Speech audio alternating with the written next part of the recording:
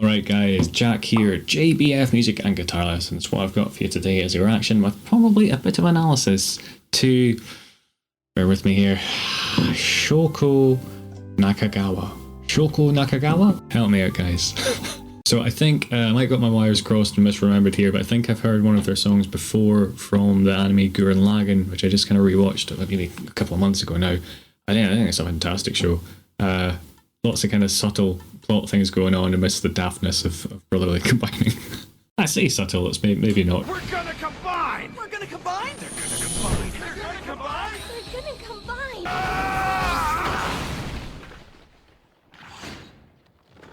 Kind of grieving and kind of population control and kind of, I suppose this is a slight allegory for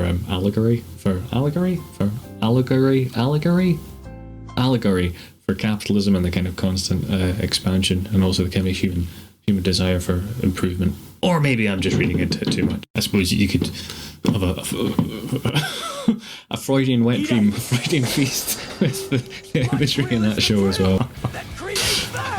So this was a recommendation. If you yourself have a recommendation or just want to show support for the channel, have the means and inclination to do so, make sure to help patreon.com/JBF Music.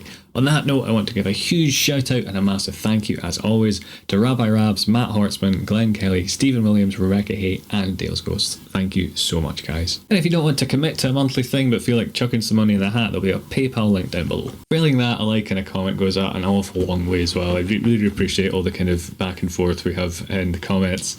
And just you guys pointing me to new music and stuff like that, a lot of which I just kind of go and secretly listen to. Don't tell anyone. I've no idea of what we're in for, so let's buckle up and prepare for whatever lies ahead.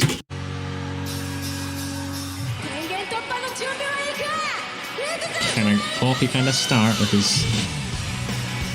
Yeah, cool. It's quite a good riff, quite kooky. That was cool, I like that. Okay. Oh, hang on. I might have heard this one before.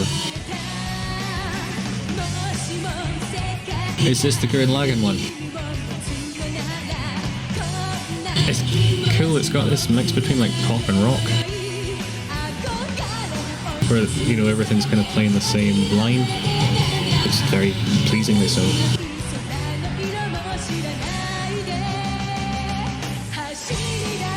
Key change for the chorus, uplifting it.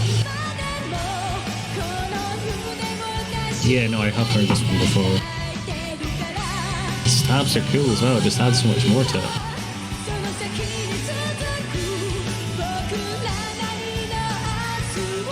I always love that little change there in the melody, the chords. I finally work out what's going on.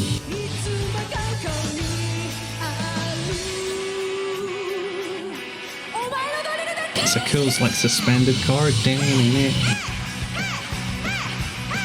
Bit like Everlong or something like that. Or kind of Van Halen Panama kind of thing. I think it's that one I'm thinking of.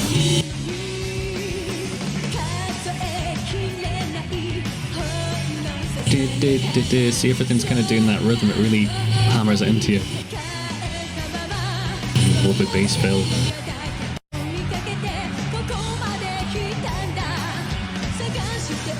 It's a cool, really swanky guitar tone. It's like a Stratocaster or something.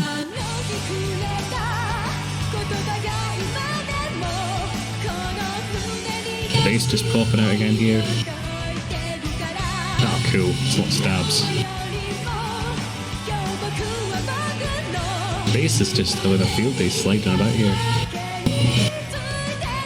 Quite high notes there, really getting them on pitch.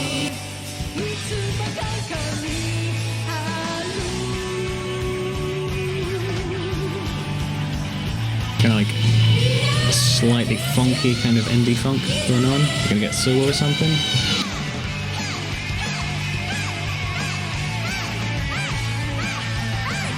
That's the right scorpy sound, that's great. Any pianitis maybe?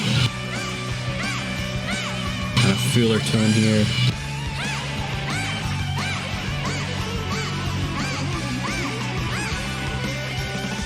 That's some really cool shred runs as well. Excellent.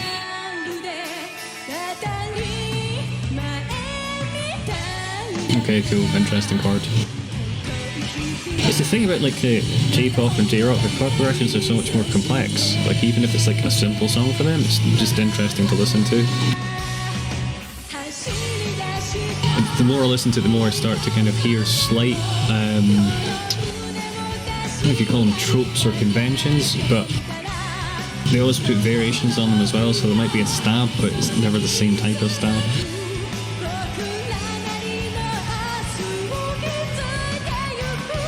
Ah, beautiful.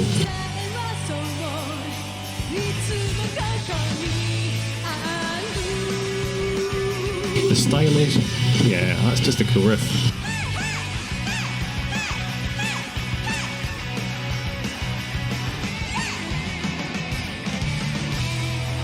Cool, nice one. It's also what I was saying there, I interrupted myself, the stylization is really effective, just this kind of big sparkly dress, it just looks quite cool. Fine little burnout here.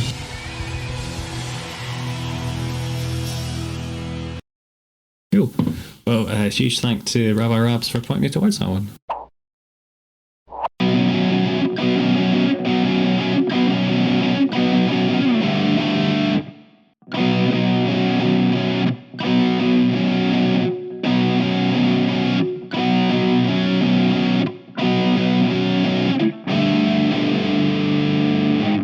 Okay, so that's an incredibly cool intro riff. I'm going to break down what I think is happening there. I think I got it right, but any corrections, as always, just pop them down below. I've mentioned Everlong and the Foo Fighters in suspended chords, so I'll talk about that a little bit in the sounds before we break down what's actually going on in terms of the guitar. So Everlong is something like...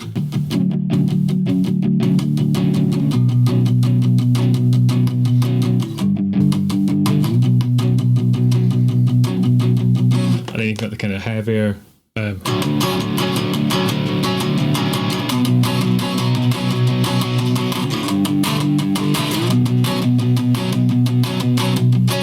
So the reason I mentioned that is because it's a similar chord, you call it a ninth. So basically what we have is the root of the chord, the fifth of the chord. Instead of putting the root in again, which we normally have, put in this note, you get this. So it's quite an 80s sound, quite a kind of suspended chord sound. If you think of something like A Message in the Bottle by The Police, I'll link to how to play that with the eye up there. Or something like Dun Dun Dun Dun, Every Breath You Take. That's like a ninth chord. It's got a really cool sound to it. Kind of relaxed, but also a little bit ominous. And here, what's interesting here is we're actually even in the same key as Everlong. What I suspect the guitarist has done is gone down to drop D. So if you don't know what that is, you take this low string here and tune it down to a D, which I've already done.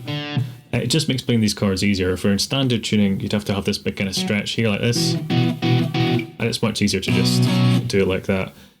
The reason this tuning is also quite good is this is because it's a drop D, you can get that big kind of meaty D chord. And it's going to sound kind of cool. So if we're playing, for example, in the key of D like Everlong is and some of this song is, you can get that open D string in.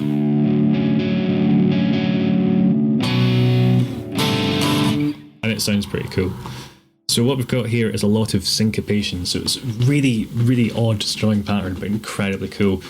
I listened to this song a lot from watching Gurren Lagann, and the rhythm did not manage to stick in my mind. I'm a musician, so I feel like I've failed in that regard, but I think I've finally got it now. It's incredibly cool. So what we're doing is, the easiest way to do this is if you just keep your hand going up and down like this, like 1, add 2, add 3, add 4, add.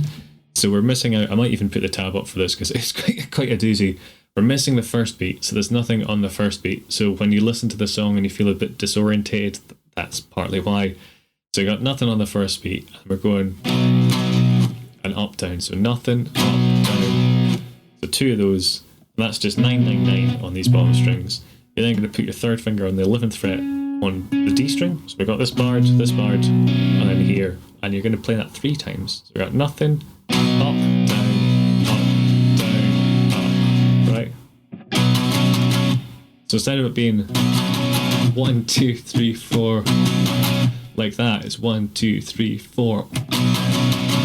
Right? Alright, so when I was going back through editing this, it dawned on me when I'm talking about on the beat and off the beat, it's slightly a difficult concept to explain. So what I've done here is created a little file to demonstrate what that would sound like. So this first example here is how the rhythm actually goes. I've put a very basic drum beat underneath just so you can feel the pulse a bit more. There'll then be a counting. You'll see these little crosses in the tab here in the music. And then what will happen is the guitar part will start on the beat. So, to my mind, both of them sound pretty weird and syncopated. I think they definitely had it right with the first version, but what was throwing me off, and still does about this part, this guitar part, is my brain wants it to start on this beat on the second version here for some reason.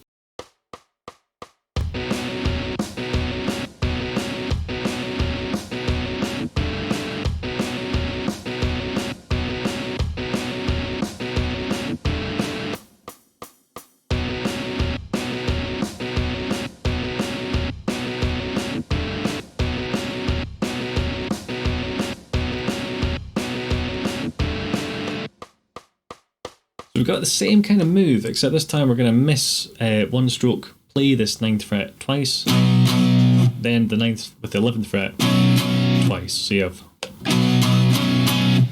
together from the top, 1, 2, 3, 4. Then we repeat that same thing we last did. So 2 of these, 2 of these, with a wee space in between. And that'll take us up neatly to those the end of those 2 bars. So from the top you'd have 2, 3, 4, 1. I messed that up.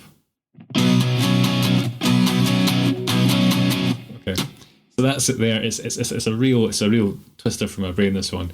1, 2, 3, 4, 1.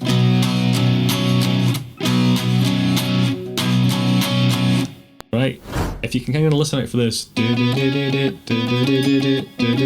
that'll help the rhythm stick in your head a bit more. Right, and this hand going up and down, provided you're know the melody, it'll just kind of fall into place. So we're going nothing on the down, just to reiterate this. Up, down, up, down, up, nothing. Up, down, up, down, nothing, down, up, down, up. It's really it's a very cool rhythm, but it's taken me a long time to get my head around it. The good news, however, is that the rhythm is actually repeated more or less. It changes at the last the last half of the last bar. But we'll get to that in due course. So we're starting with nothing on the downstroke. You got this 9th fret again on the up, then a down. Move that 3rd finger to that 11th fret on the D, and we're going to have 3 there. So just like we started off, 1.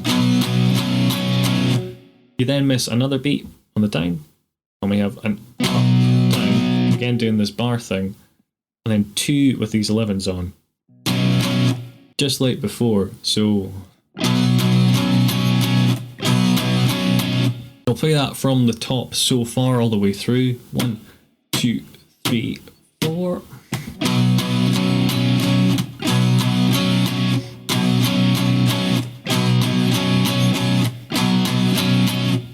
Okay. What we then do is we do, I know it's a brain buster, isn't it? Kind of muted upstroke, and then we come down to this fret here. So we've got the 5th fret on the lowest string, 5th fret on the 5th string, 7th fret on the 4th string, and we just go down, down. It's that beautiful 9th chord. So the second half of it,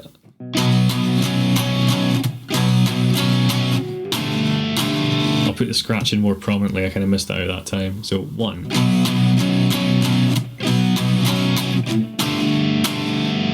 One more time, I'll slow that part down. 2, 3, 4.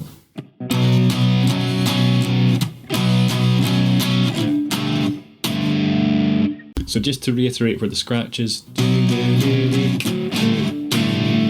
and the whole thing.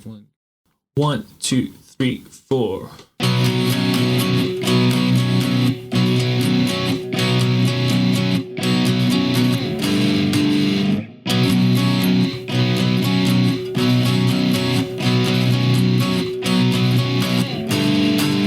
In all honesty, that has melted my brain to start it on the offbeat. I don't know what it is about it, but it's just taken a long time to lodge in there. There was a really nice chord progression and kind of note over the chords that I did want to look at, but my head is too fried, so I have to leave that for a future video. Patreon's the place to go if you want to support the channel. You can chuck some money in the tip jar with the PayPal link below. Click on these videos if you want to see more, subscribe and all that sorts of good stuff. Well, cheers guys, hope you're having a good one.